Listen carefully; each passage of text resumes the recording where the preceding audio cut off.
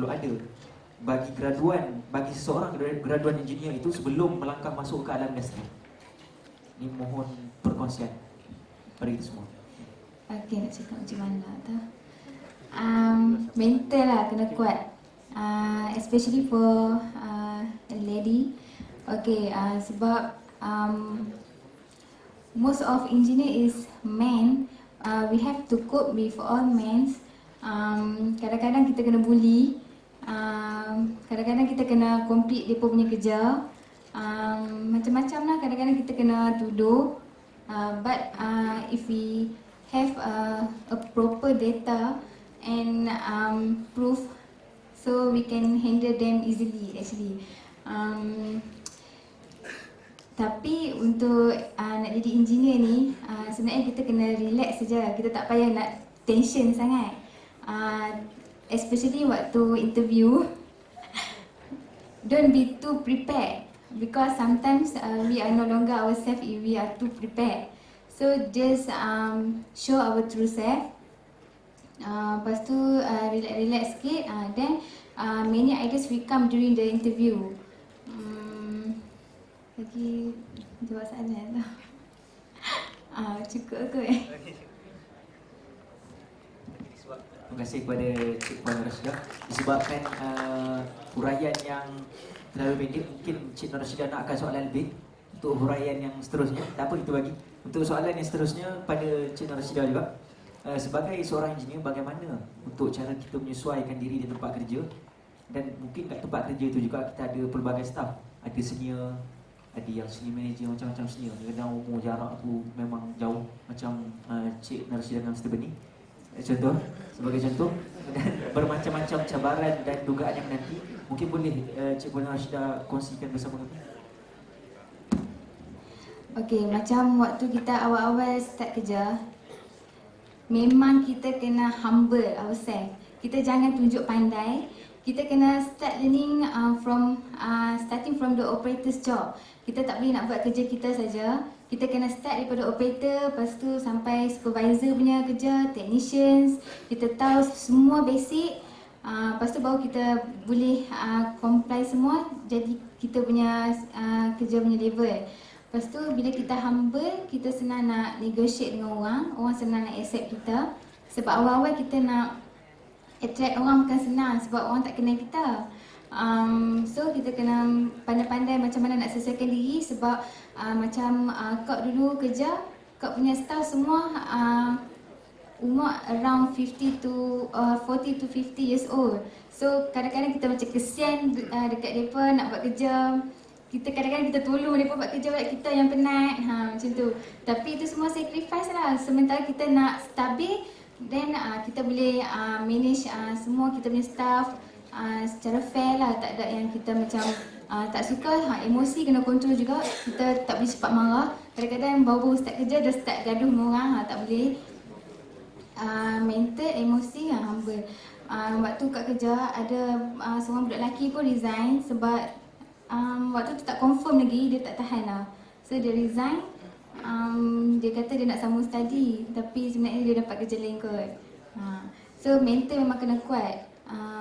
Kalau macam perempuan, company dekat Malaysia ni mungkin senang sikit.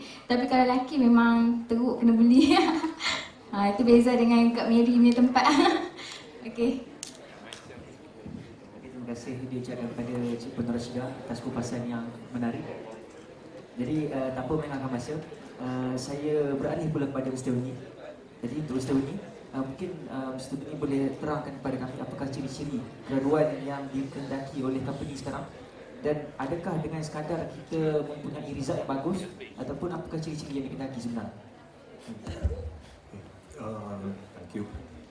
So basically, before I talk about the traits or the characteristics that what an employer requires from the employee. Well, what Siti Mariam says, like she describes life as an engineer is really tough. So maybe some of you heard, or it's like, oh, I want to give up to be an engineer. But basically, having like what Murashida says, having the right mentality, the passion, okay, you can actually carry forward what you like to do. The most important thing is the right attitude, right? You do not need to be a scholar, right? You may have average results, but right attitude will bring you to very far places, right? Rashida also mentioned one thing about humble. One of my boss, when he interviewed me once, he gave a long lecture actually, right? So basically he says, as a young engineer, you need to have humility, right? If you have humility, people will be willing to share with you, share knowledge, they will teach you, right? But you yourself needs to be proactive. You cannot be reactive. Right? Well, you know, we are I think probably two generations apart. So the younger generations tend to be a lot more pampered, right? Oh, I don't want this to do this, I don't want to do that. But you know, when you start working, it's difficult to choose because your bosses evaluate you based on your performance, right? So like I said, first you must have the passion. If you don't have the passion to do your job, then you have to quit and do something else. Okay? You need to know what you want to do, right? If you do not know what you want to do, then try out a few jobs. Okay? You can say, okay, maybe I'd like to go into this industry, I'd like to go into KTC, I'd like to try. If you think that it's not suitable for you, you can jump and switch. Right? You are young, so there's time for you to experiment. Okay? So, I want to mention to you, basically be proactive, be vocal as well. Companies want their employees to give feedback, you know, give ideas. Like I say, if you're young, if you give stupid ideas, it's also okay, no problem. Right? It's still an idea. Right? Doesn't mean that who knows, your stupid idea is also a good idea. Okay? So yeah, basically that's all. Thanks. Mungkin you boleh kongsikan bersama kami apakah cabaran yang terbesar you pernah hadapi sepanjang career you sebagai kita? Okay, so the biggest challenge in my career was when I switched from semiconductor to the steel industry, because I started from zero, and my boss actually put me into customer service. So as I mentioned, basically it is a company which is selling steel mold. And as a customer service and also metallurgist, I was handling a small lab. We need to do failure analysis on failed toolings. So you go back to the lab, you remember the lab, you have to do cut samples, polish samples, look at microstructures and all those, right? Well, that is part of the job. But the biggest challenge was when your boss asks you to start giving presentation to your customers. Okay? After 1 year, basically it's like you're very fresh, you only have 1 year experience, and then you have to give a presentation to a big crowd of customers who has been in the industry for 20-30 years.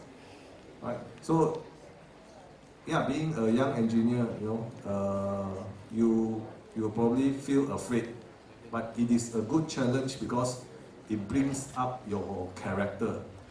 Okay, so it helps you to be vocal, right?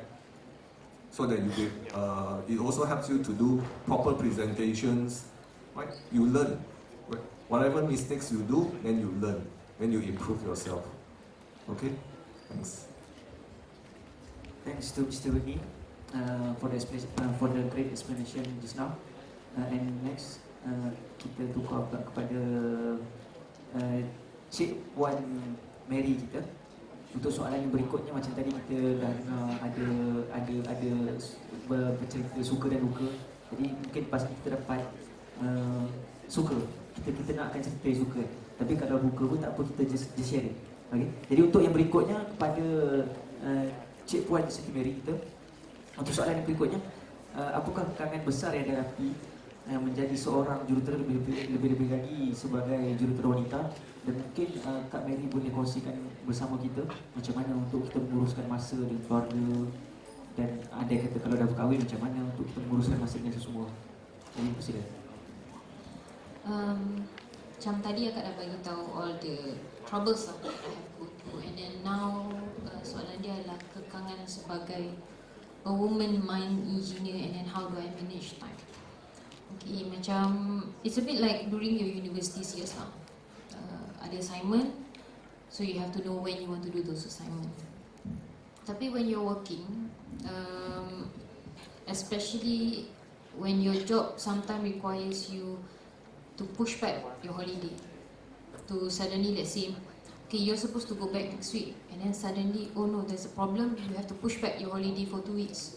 So contohnya kita dah buat plan sama 2 minggu tu, so that's where you have to make your choice. You either want to sacrifice your cuti 2 minggu, or actually you can macam try to negotiate with the boss. Okay, when you want to negotiate with the boss, that's when during your 6-month earlier period tu, that comes in.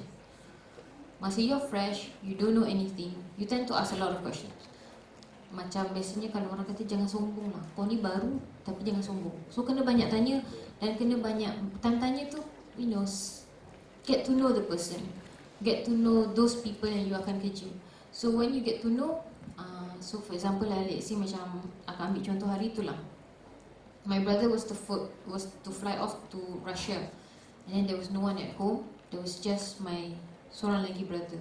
So I couldn't manage tau, I couldn't go back sebab there was some things I had to do. So what I did, I asked permission to take my holiday seminggu. So when I take my holiday seminggu, meaning my schedule holiday yang satu lagi ni dah burn tau seminggu. So that's why I prioritize. So okay, now I prioritize to my family. I need to do this. This is important. But I had to do my job. So okay, for example, that priority you boleh normally you boleh tanyalah, you ask your boss. Actually, you have to talk a lot with your boss. Say, oh, I have some things to do at home. Normally, kalau akak tak tahu lah kalau in Malaysia, but when you are in an international company, they tend to be very demanding tau. Oh, I tak boleh bagi you cuti ni. You have to be here. Okay, so what I did not just take that rejection kosong tau. I cakap, this is important, I have to go back. Is there anything I can do? So, and then the boss came up with a suggestion that, okay, you do this. That's what I did. So I still get to spend my time with my family, and I still got the job done.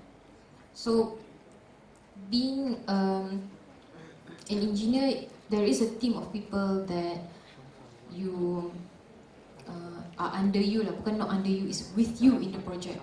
So your relationship with those people is very important. Walaupun let's say lah, for example, you don't like that person because orang ni jenis yang sombong, tapi you work with that person, so you, whether you like it or not, you sort of have to like the person.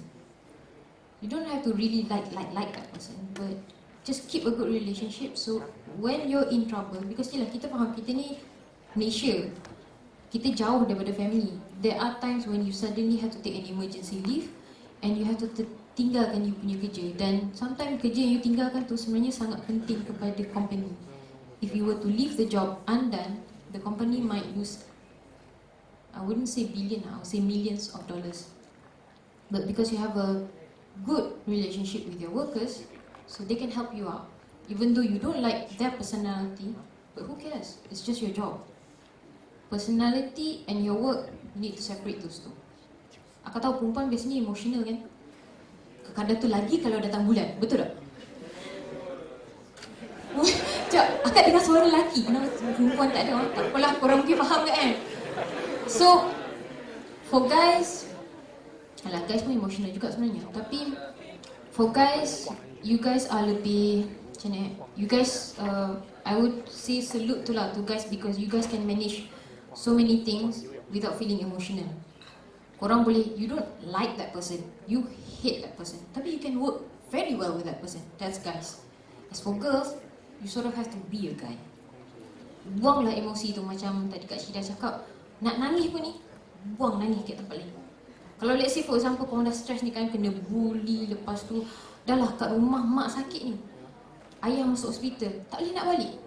Sebab masa tu sebenarnya tak boleh nak balik sebab tak ada flight, and then tak ada transport nak pergi balik. Nak yelah 12 hours kot, mana kita mana boleh main-main ambil kereta nak balik kan. So your emotion tu jangan tunjuk. Yang kalau one of my difficulties as a woman engineer is my emotion. I had to learn how to keep my emotion in a small box. So during kerja standard lah, nama kerja engineer kan, so sometimes you have to deal with contractors, you have to deal with your staff. Kadang tiba-tiba staff you menghilang macam tu je. Dia tiba pakat tak nak buat kerja.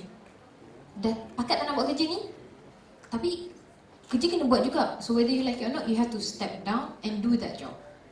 Mesti kita marah kan, tapi put that emotion elsewhere. Janganlah, oh hang tak nak buat kerja, tak apa, hang tak nak buat kerja. Memanglah, if for me, my situation, even though if I don't want to do that job, jujur akak cakap, akak takkan kena buang kerja. That's the good thing about Bayan lah, I would say. They don't throw away expert easily. But because my passion for my job, because I don't know, I mean even kadang tu rasa, oh kenapa lah aku nak buat kerja ni? Tapi it's your job. So bila actually you buat benda tu, orang kat atas tengok tau.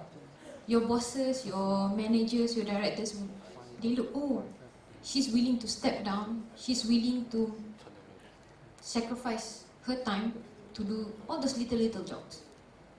Tapi of course like that way, it's you have to train yourself to put your, akak tak pandang budak lelaki untuk ni, akak pandang budak perempuan. Sebab akak tahu korang punya emotional lagi kalau datang bulan. Sebab akak pernah, akak datang tengah tu datang bulan. Sekali ada meeting dengan kontraktor dan semasa tu kontraktor tengah buat hal.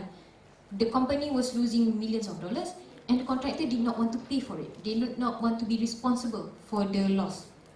So bayangkan dengan tengah emotion, tengah membuat-buat ni, tapi nak kena cakap, talk nicely to the contractor. So kita tak boleh berlawan, kita tak boleh bergaduh. Sebab if you bergaduh, it makes your relationship with your contractor very bad and it will be a problem for you in the future. So that's when I had to learn to walk out of the meeting room, cried for 2 minutes, wipe my tears, walk back in, sambung balik discussion. Tapi those were during my early years lah. But now, datang bulan ke, tak datang bulan ke, tengah marah ke, tengah orang kata putus cinta ke apa-apa, I can still be professional. But it comes with, kena orang kata, kena betul-betul semangat, kena betul-betul simpan perasaan tu, your work and your personal. Tu je akak boleh cakap. Terima kasih ucapan pada Cik Puan sendiri kita. Jadi sama-sama kita berikan tepukan gemuruh kepada para penulis kita pada pagi. Alright, ladies and gentlemen, we just finished for the first 2 round. Jadi sebelum kita masuk pada round yang berikutnya, marilah sama-sama, kita baru habis untuk round, kita ada 4 round. Jadi untuk 2 round yang pertama kita dah habis. Sebelum kita masuk round yang ketiga, marilah sama-sama kita saksikan video yang akan ditayangkan. Sama-sama, terima kasih.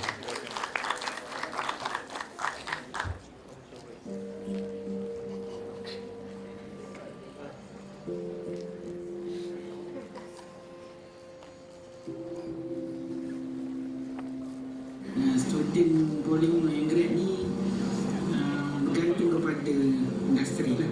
Industri tak kisahlah industri mana, sebab tak banyak industri yang fokusnya Bollywood. Okay, tapi kalau yang mananya fokusnya Bollywood, selalunya berpuas hati lah dengan apa yang dikeluarkan oleh USM.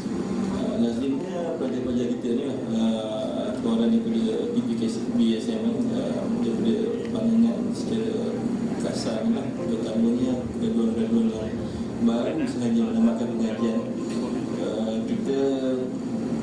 segi memandang pelajar-pelajar ni sangat berkebolehan lah dari segi disebabkan bidang sumber mineral sendiri lah.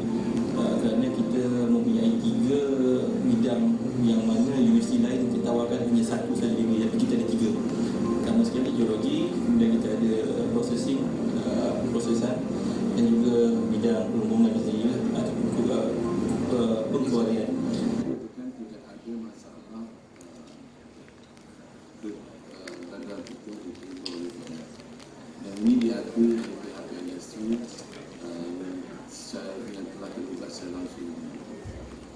Masalahnya sekarang adalah industri yang keluar di situ begitu ramai, begitu banyak, tapi graduan yang kita keluarkan tidak begitu ramai untuk Indonesia.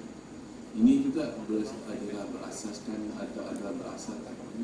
sebab kerana kita tidak kita sekarang ini mempunyai persaingan dengan beberapa industri lain.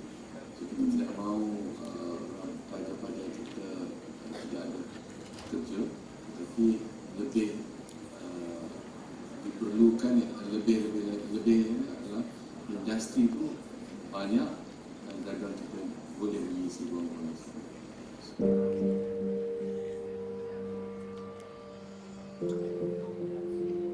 Jadi pelajar-pelajar ni biasanya tidak ada mempunyai masalah lah untuk menempatkan diri dalam pekerjaan, dan kebiasaannya hampir separuh pelajar-pelajar semua mineral ni tahun akhir sebelum mereka menduduki peperiksaan akhir dah pun dapat kerja.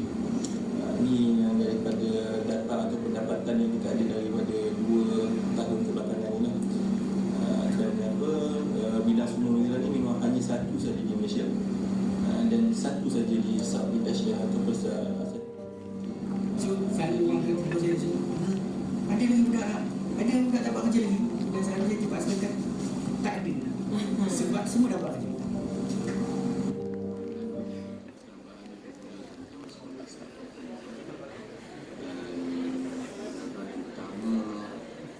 Hasilkan bagi program kejuruteraan ini adalah pada tahun 1988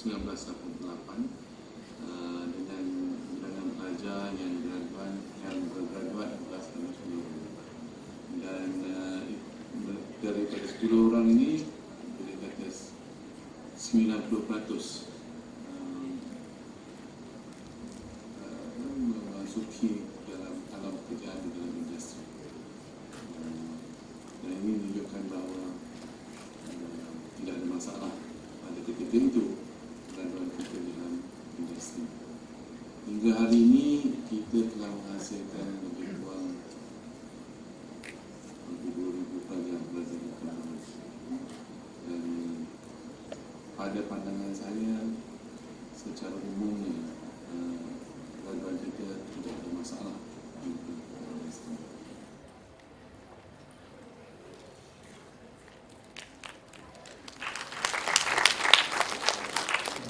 Baiklah, sidang Dewan sekalian, boleh tuan kan? Jadi sebentar tadi kita baru saja tengok video yang ditayangkan. Kalau kita tengok berdasarkan video tadi, kebanyakannya adalah feedback yang positif diberikan oleh industri terhadap student kita melalui explanation diberikan oleh para pensyarah kita tadi lah. Jadi saya melalui video yang kita dapat lihat tadi, timbul persoalan daripada saya dan ingin saya bertanyakan, ataupun mungkin kita boleh berkongsi pengalaman daripada panelis kita yang hadir. Sebab kalau kita tengok berdasarkan video tadi, berdasarkan feedback yang diberi, banyak kita lihat graduan engineer yang keluar daripada USM kebanyakannya lebih dipandang berbanding dengan graduan universiti yang lain. Itu antara salah satunya lah yang boleh kita lihat. Lepas itu saya ingin menanyakan kepada barisan ahli panel, adakah ini disebabkan oleh status MPEX yang USM itu ada sendiri, ataupun disebabkan memang betul-betul kualiti yang dikeluarkan oleh, memang betul-betul kualiti studi yang dikeluarkan oleh USM itu memang di tahap yang terbaik. Jadi mungkin boleh antara mana-mana panel boleh menjawab persoalan saya. Mr. Beni? Okey.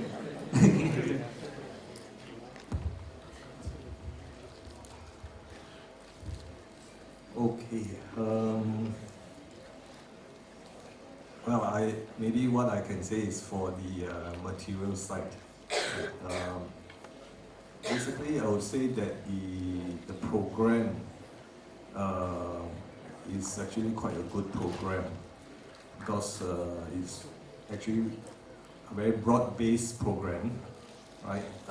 During my time, I think polymer was part of materials, so it has not been spin-off. So we had the opportunity to learn metal, semiconductor, polymer, ceramic. So basically, it is actually a good platform, you know, as a materials engineer to branch into many different industries, right? And the fundamentals, the basics are actually very good, and you know, it all depends on the job that you are applying. Sometimes it can be applied. What you have learned, you can actually apply in your job. Right? Well, I've been working in Johor for the past 5 years. Basically, it's very difficult to find any USM graduates in Johor. Maybe because of the distance. And actually, there's a lot of opportunity in Johor. There are a lot of oil and gas companies coming up in Johor, where you can actually do your search and try out the companies. Right?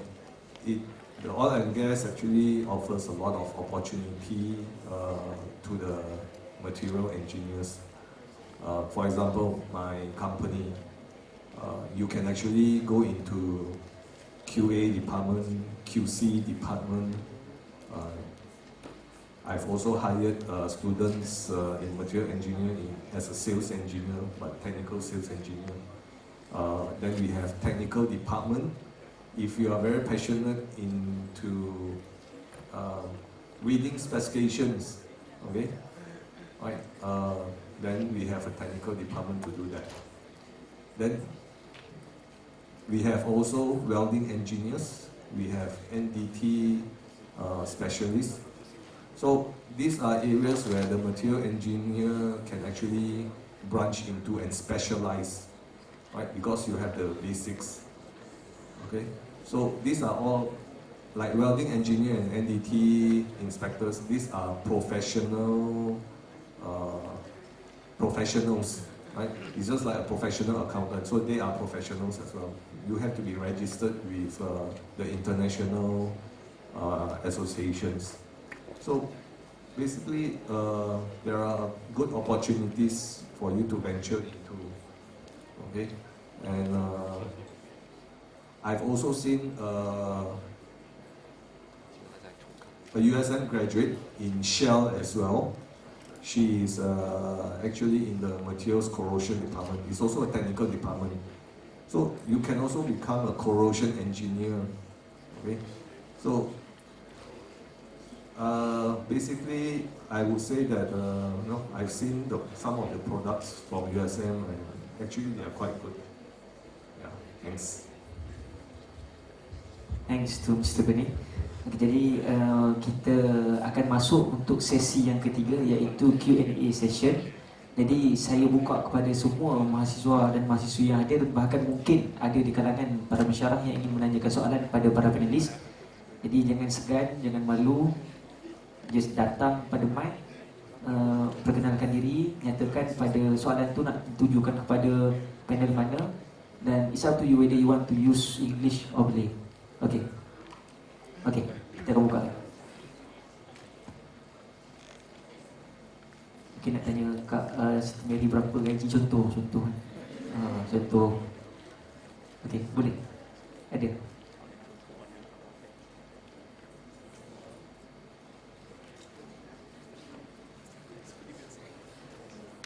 Mungkin semua tengah fikir apa soalan yang nak ditanya. Tak apa? Okay, ada. So, ada satu. Okay, boleh lah. Silakan.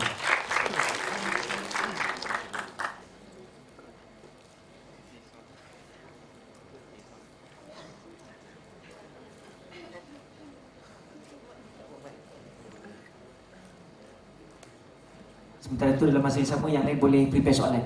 Kalau boleh, pastikan setiap orang ada soalan. Sebab kita jemput jauh ni panelis. Okey, silakan. Okay, Assalamualaikum dan selamat sejahtera. Saya Fatah Aina daripada program kejuruteraan bahan. Saya nak tanya kepada Mr. Bernie. Okey, kan kita tahu yang bahan ni kita belajar steel, dan macam saya pelajar third year, saya nak apply internship. Contoh nak apply intern kat company yang steel. So kita tahu yang steel ni panas. So environment dia panas, dan bila kita call company tu cakap sorry kita nak boy sahaja. Dan boleh bagi reason tak kenapa tak nak bagi peluang kat kita perempuan? So sebab kita jangan pandang rendah kat perempuan ni.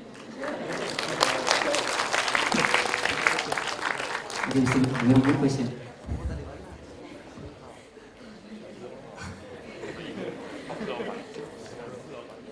Okay,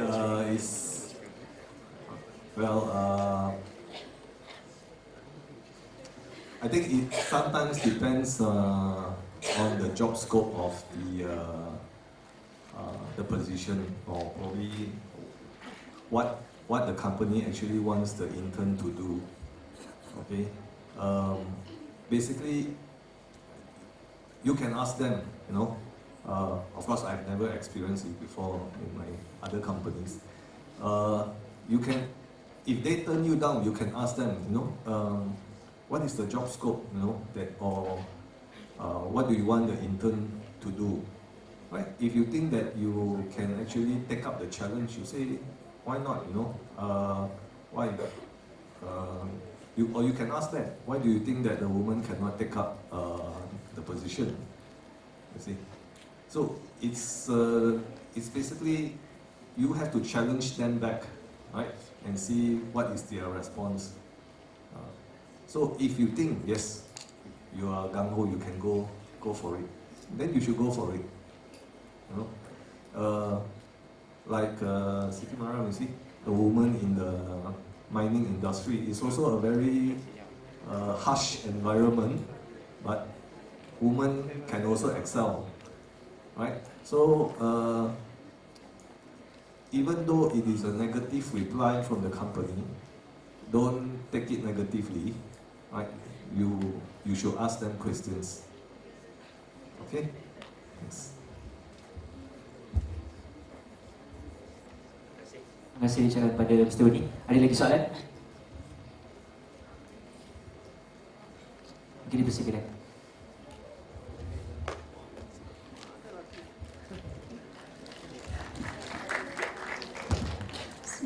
Assalamualaikum warahmatullahi wabarakatuh and very good evening. Saya Nur Adila binti Mak Fazil daripada Polymer Engineering. Tanya hai Kak Miri kat saya lagi tak? Pasti dah pernah pergi bilik Kak Miri kan? Macam bijak kasih pula kita. Tak apa. Nak tanya soalan kepada Kak Rashida sebagai polymer. Kan kita tahu polymer ni banyak dia dalam mesin, injection molding, extrusion. Pernah tak akak handle mesin-mesin tu and kongsikan sikit pengalaman macam setengah macam mesin-mesin tu ada yang kecil, ada yang besar. Pernah tak handle mesin-mesin yang besar? Tentu awak dia. Terima kasih. Okey adik. Okey, sebenarnya dekat actual punya environment tak ada mesin kecil lah, semua besar. Okey, Kak pernah memang I'm used to monitor the machines every day. Kita kena set up parameter, tapi dekat manufacturing biasanya dia punya machines dia tak kompleks macam dekat laboratory scale-nya ni lah. Machine semua digital, so senang nak set up. Cuma panas, memang panas. Kena tahan lah sampai berpeluh-peluh pun tahan lah macam tu. Lama-lama kita dah biasa dah, okey lah. Machine safety penting. Kita kena follow prosedur lah untuk kita handle machine tu. Sebab ada banyak kes lah kemalangan yang permanently cacat lah, cacat kekal. So kita kena avoid benda-benda tu. Tapi jangan takut, kalau kita follow prosedur betul-betul, so no problem. That's all. Terima kasih kepada Cik Puan Rashidah. Jadi saya baru saja dapat soalan daripada macam tanyalah Ustaz yang saya baru dapat soalan. Jadi dalam soalan ni dia kata dalam bahasa Inggeris, saya translate kan siap. Dia kata, hi, I'm from third year student. dia kata saya nak tahu, soalan ditujukan pada Kak Mary, Cik Puan Mary kita. Dia kata saya nak tahu apakah industri yang industri expect daripada student untuk mereka melakukan internship. Jadi mungkin adakah sekiranya dia kata kalau dia perform yang terbaik waktu internship nanti, adakah dia akan direkrut untuk diserap jadi staff terus sebagai engineer? Mohon penjelasan. Okay, jawapannya kalau untuk if you perform during your internship, perform tu bukan tak semestinya maksudnya dapat A, maksudnya you did very well, you connect with all the people, insyaAllah korang akan dapat kerja tu.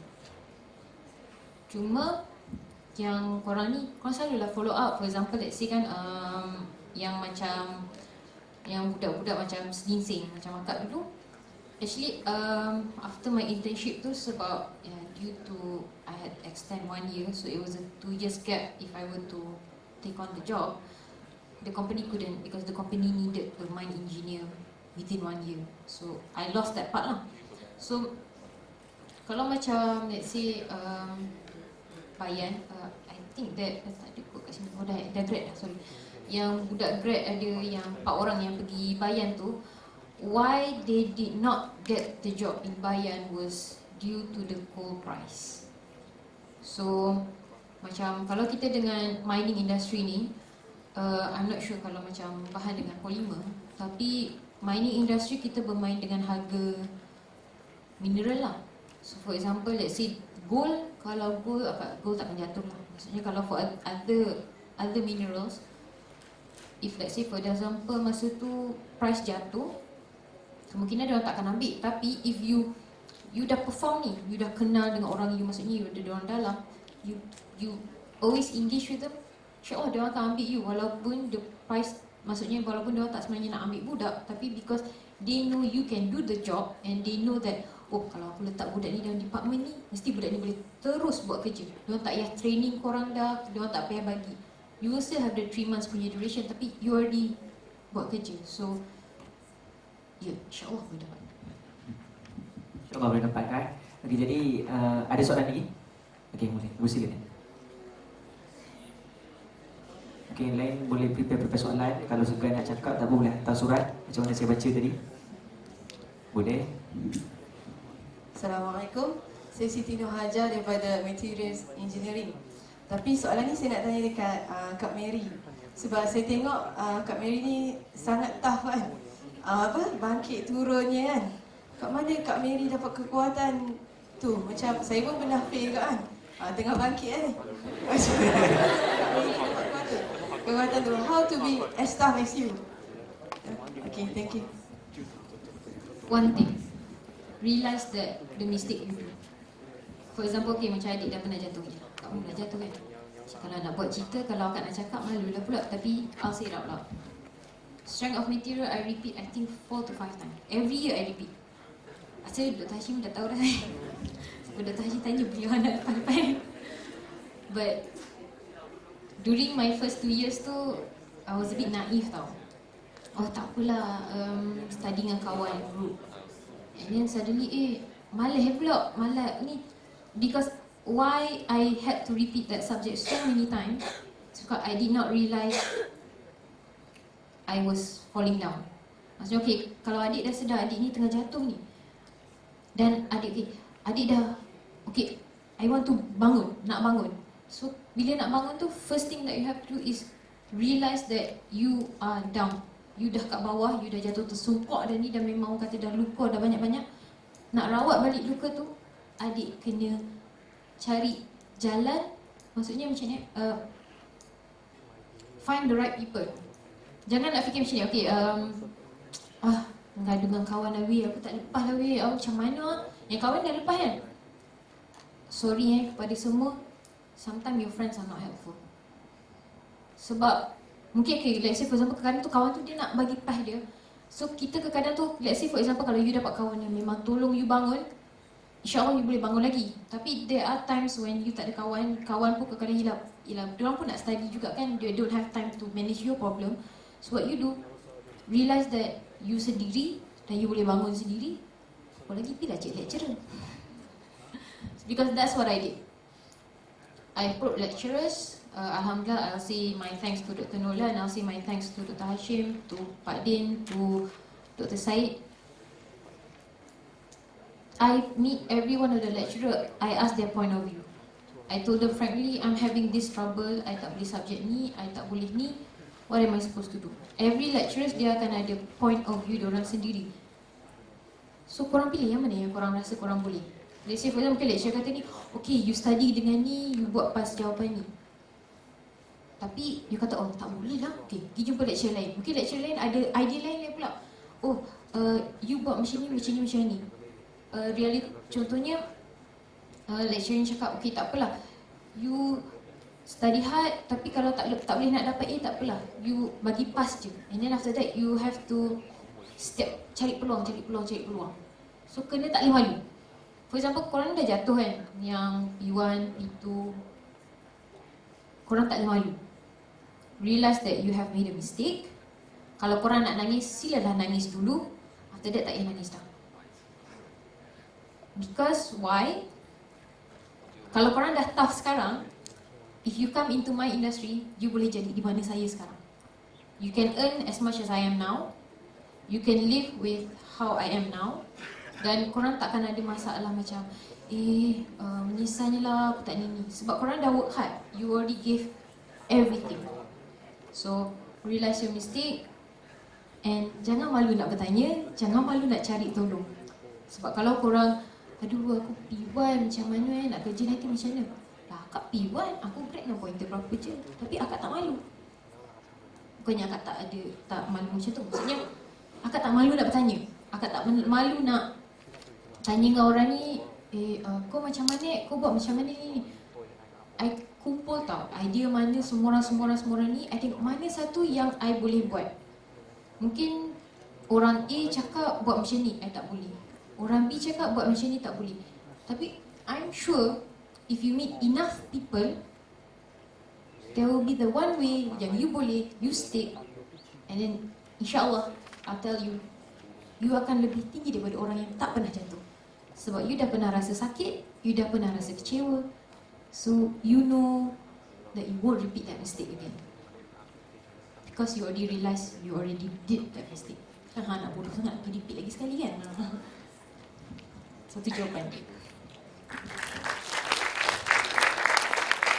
Terima kasih ucapkan kepada Cik Puan Siti Mary atas huraian kupasan. Sebentar tadi kalau kalian perasan ada juga unsur-unsur motivation. Betul tak? Jadi kita jangan malu bertanya, jangan malu ataupun jangan segan. Hari ini kita jatuh kan, biasa hidup ibarat roda. Hari ini kita kat bawah. Mungkin suatu hari nanti akan tiba masa kita akan berada di atas, InsyaAllah kan. Jadi mungkin untuk soalan yang berikutnya, boleh lagi? Okey. Nama saya Ho dari Bahan. Saya nak tanya Kak Mary. Tadi Kak ada kata pointer Kak tak sangat tinggi tapi masih dapat 3 offer dari company. Apakah kriteria itu yang membolehkan Kak berjaya dapat job offer tersebut? Kak Mary famous hari ni. Very famous satu ni. How I did it was actually during my first interview tu, how you lock your interview tu is macam kakak Syida cakap lah, don't prepare too much. Macam for example kan, biasa kita kalau pergi seminar interview ni, biasa dia berbagi macam, oh company mesti tanya soalan ni. Oh pergilah prepare jawapan satu-satu. Boleh prepare, boleh. Tapi jangan macam bookworm tau. Sebab company don't need robots. They already have lots of robots. Be a human.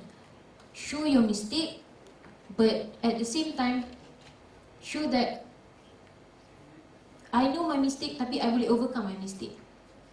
Sebab during, okay let's say Bayan punya interview, sebab after I got Bayan tu actually I got the chance to meet my interviewer about 3 months after that.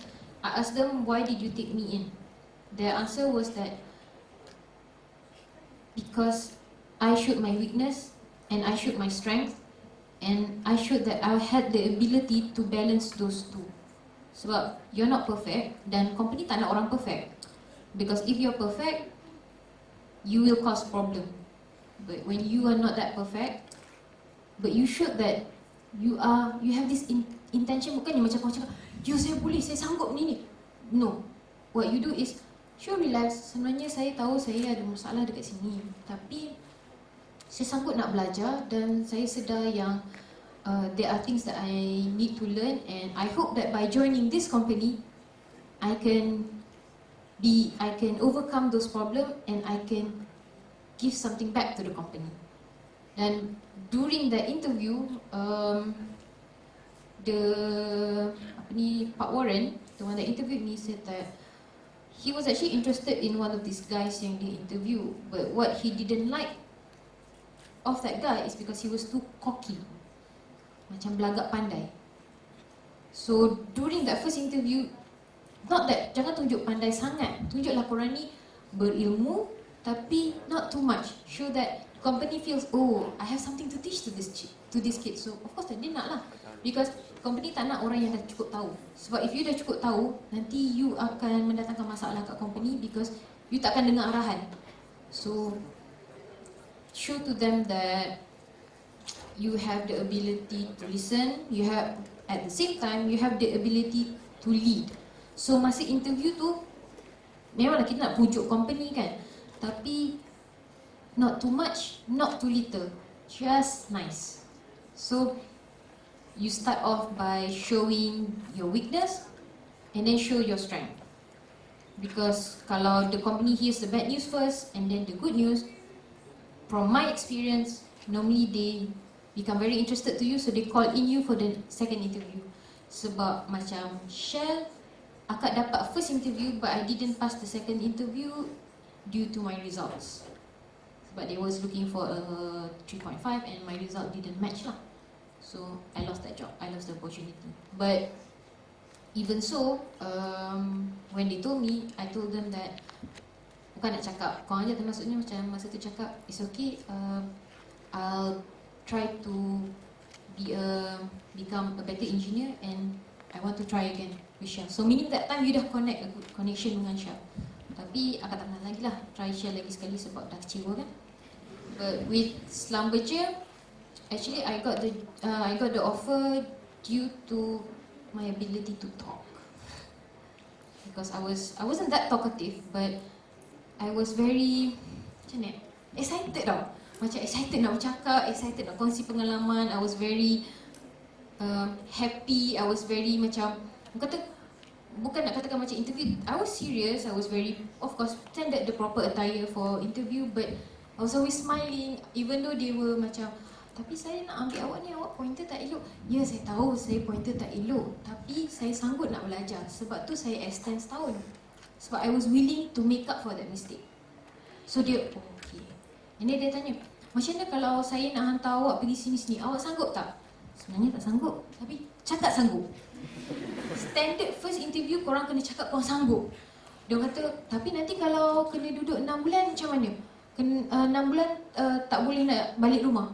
Tak apa, saya sanggup.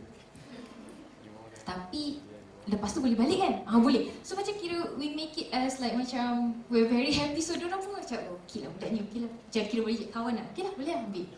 But I had to turn it down due to some personal matters lah. And the following years when they asked me again, what they asked me was that if you dah kerja bayan 5 years, come and apply with us again. Dan akak tak tahu lah sebab akak belum belajar lagi 5 years, so I will look for that opportunity.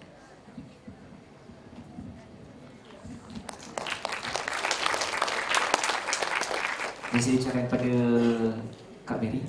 Jadi, any question else? Okay, ada lagi?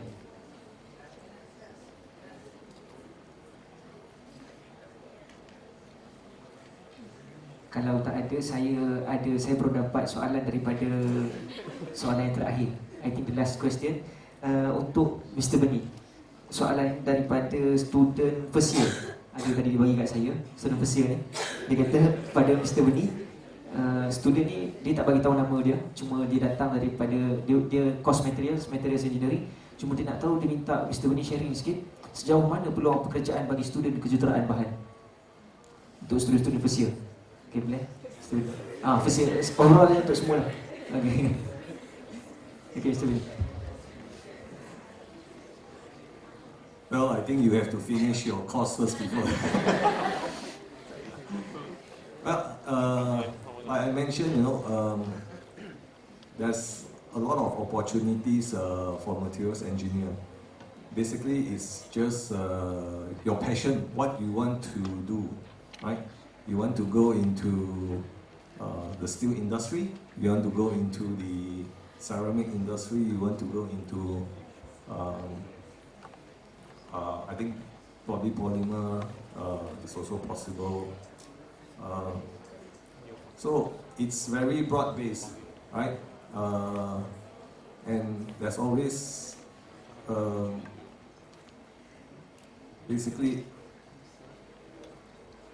in Malaysia, if you look at the trend, right, the electronics manufacturing is actually on the downtrend.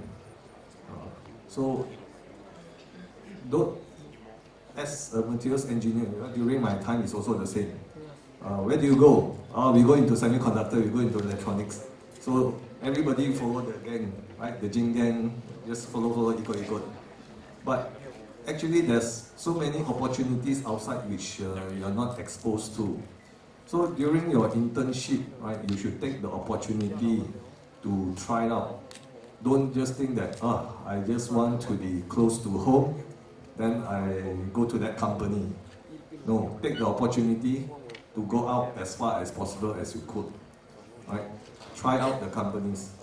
And even if you have the opportunity to do thesis with industry, take up the opportunity as well.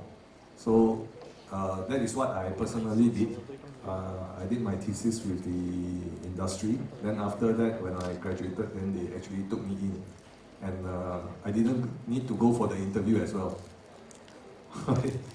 So basically, there's always opportunity. It's just how you want to grab it, that's all. Okay? So, like I say, don't just sit down and wait and expect the opportunity to come to you. No, it's the other way around. You have to go out and chase for it. Okay? Thanks. Okay. Okay, give a big hand to Mr. Beni. Baiklah, saya rasa tak ada soalan. Jadi kalau tak ada soalan, dengan itu kita akan masuk untuk sesi yang terakhir, saya kira. Jadi untuk sesi yang terakhir adalah sesi penggulungan oleh para panelis kita sendiri terhadap topik yang kita bincangkan pada petang ini. Jadi saya mulakan dengan Cik Puan Rashidah dulu. Silakan.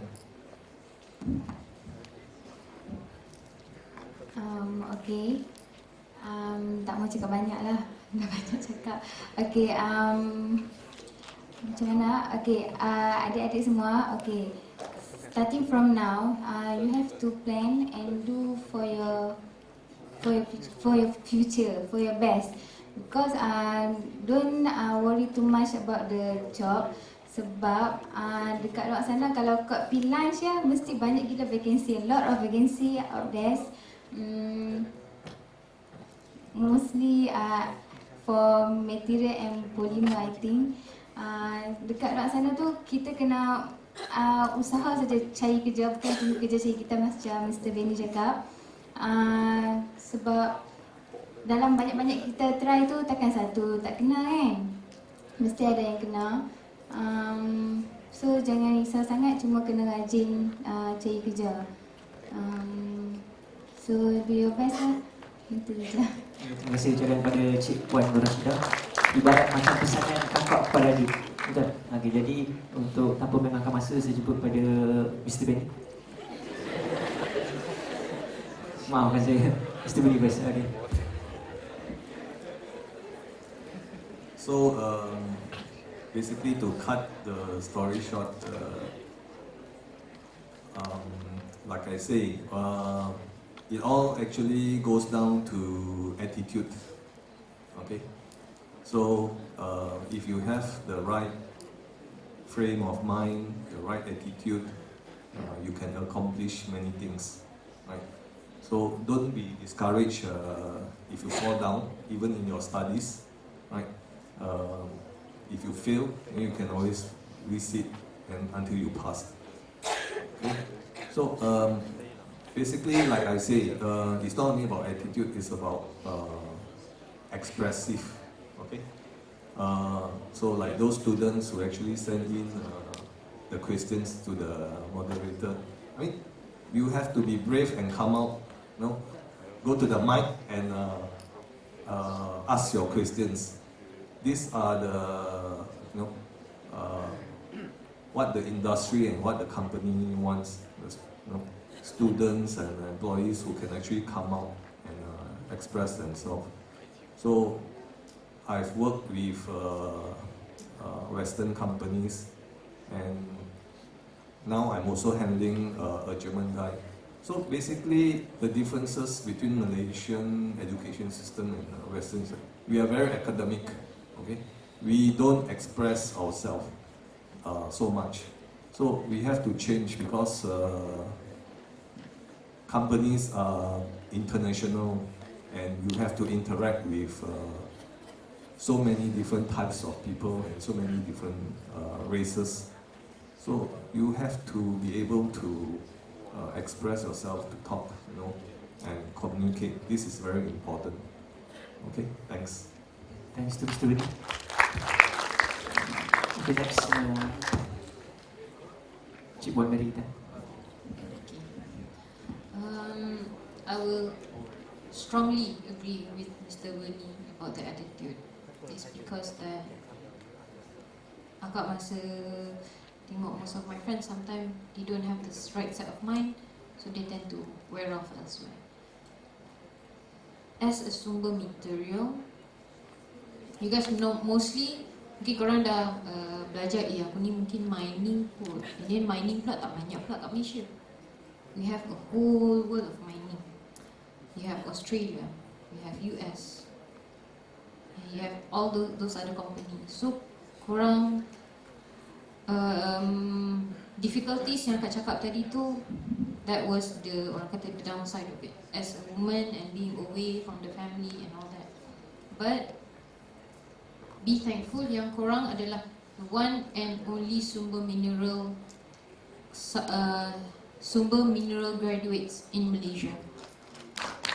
Be very proud of that. Dan in terms of jobs, you guys, kalau yang macam Kak Tara cakap tadi for industrial training, excel gila-gila. Build your reputation and build your relationship with the company. Sebab you guys are fresh graduate, korang jangan nak memilih sangat kerja. Aku cakap, alah gaji ni tak besar, amat.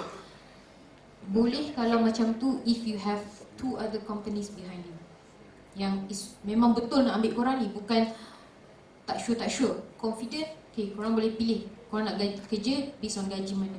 Tapi if you guys don't have that luck, if a company come approach you, you rasa okay, I boleh buat kerja ni, I rasa okay, if this will be my stepping point, go ahead.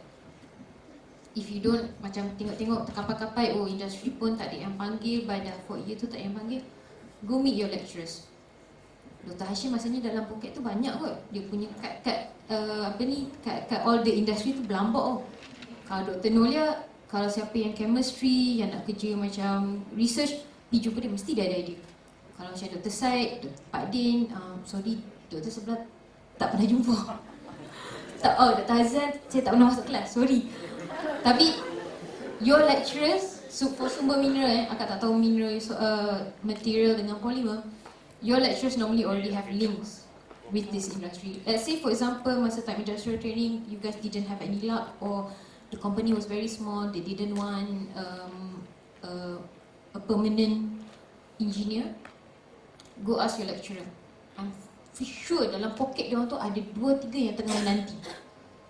Jangan malu nak tanya, sebab bila korang malu, tahu sendirilah korang dapat apa yang korang duduk sendiri dapat tu je lah.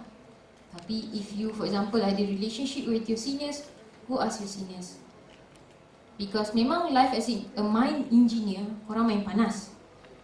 Akak tak nampak hitam, satu sebab makeup, satu lagi akak jaga muka lah. That's why akak tak nampak hitam.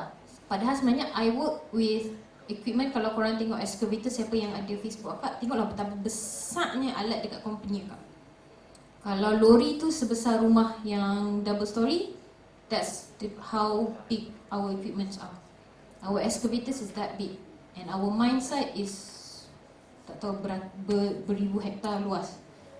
But akak boleh jadi macam ni because I tak malu nak bertanya, dan I am willing to try.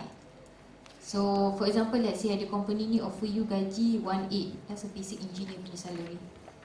Padahal korang ada dengar, oh ada engineer dapat gaji 3, nak try dapat tu. If you get the chance, your luck. But if you're not that lucky, it's okay, pergi je lah yang 18. Be that, take that a chance, and then start jumping off lah. Start jumping off to other companies. Then mana tahu, sebab macam kalau akak, maybe because my company is Bayan ada 8 site. Contohnya lah, akak nak tukar environment lain, I don't have to quit my job. All I have to do, request pindah site lain. Dah, tukar site kerja lain. Kira dah macam kira pindah company lain lah. That's my luck. Tapi kalau korang, sebab in Malaysia, mining ni tak semestinya use melekat dekat mine site. For the girls, for the guys, I'm sure korang tak apa duduk tengah panas kan. Tapi let's say for example korang tak minat the technical work, you lebih minat macam consultant, banyak kot mining consultant punya companies, go for it.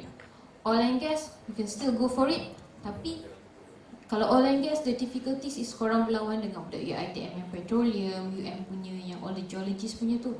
So you have to show your difference. Apa yang buat you korang different, sebab korang mineral resources is the only one graduate in Malaysia, the only one university yang offer mining, memang khususan mining with such a various job. Daripada ke survey sampai ke exploration, from A to Z punya mining punya work, korang ada basic and you guys can go in anywhere. Korang nak masuk bahagian exploration, geologist, boleh. Korang nak masuk bahagian mining survey, yang survey pit semua ni, boleh. Korang nak masuk design, boleh. Processing, lagilah boleh. Nak sambung belajar, that's up to you lah. Tapi jangan malu, dan sila-silalah, rajin-rajinlah bertanya. Jangan, akak kasihan juga semua tengok lecturer yang kadang korang tak nak mendekati lecturer. Sebenarnya lecturer tu banyak kot kalau korang nak cari kerja. For the 4th year and 3rd year, attack your lecturers. If you want a really good job, korang siap boleh tanya, Dok, Prof, kalau ini gaji ni biasa dia bagi berapa? You already have your basic that way. So that's just my advice for you guys. Terima kasih mengucapkan kepada Cik Puan Mary kita. Jadi banyak pengajaran ataupun moral value yang dapat kita petik daripada panelis, ketiga-tiga panelis kita. Antaranya adalah humility, penting, patience, mentality, and I think the most important thing is our attitude, because the good person come from a good attitude, right? Good person. Okay, jadi mungkin tentang ini saya pun tak tahu ni. Jadi secara sedar tak sedar kita sudah sampai ke penghujungnya. Jadi marilah sama-sama kita berikan satu tepukan yang gemuruh kepada para penulis kita yang ada pada kami. Terima kasih sekali lagi saya ucapkan kepada Mr. Beni, Cik Puan Mary dan Cik Puan Rashidah yang sudi hadir pada petang ini sama-sama untuk memeriahkan lagi program Buat Bicara Alumni. Jadi untuk itu saya hilang teks. Terima kasih sekali lagi saya ucapkan kepada panelis atas kupasan dan perkongsian yang sudah diberikan. Dan ampun dan maaf sekiranya ada kekurangan sepanjang saya mengendalikan ataupun sepanjang saya menjadi moderator pada petang ini. Jadi apapun saya serahkan kembali majlis kepada pengurus tetap. Terima kasih.